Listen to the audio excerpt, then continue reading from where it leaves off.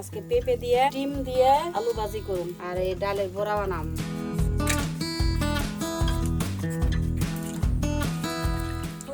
খাইতে ধরো আরাম রামতে এরকম কষ্ট আসে চোখে কত সময় জাল চলে না পেঁয়াজ আর কাঁচামরিচ দিয়ে দিলাম আলু আর পেঁপে মিশাইয়া ডিমটা ভাইজা খাইয়া দেবেন অনেক মজা হলুদ দিয়ে দিলাম লবণ দিয়ে দিলাম চাইতে দিলাম একটু সিদ্ধ তারপরে নাইরে দিলাম ডাল বাটা খুব কষ্ট কিন্তু পাটাই বাইতে ডাল বড়া অনেক মজা পাইতে আর আলু যখন অর্ধেক ভাজা হয়ে যাবো তখন ডিম দিয়ে দিবেন।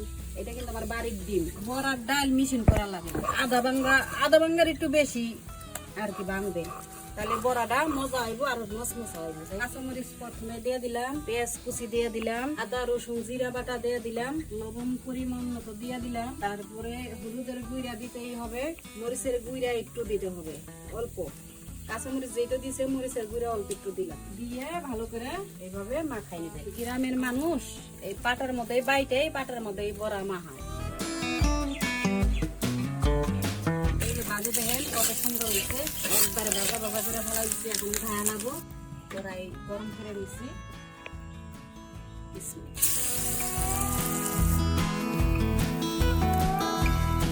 কাজ করে দেবো না।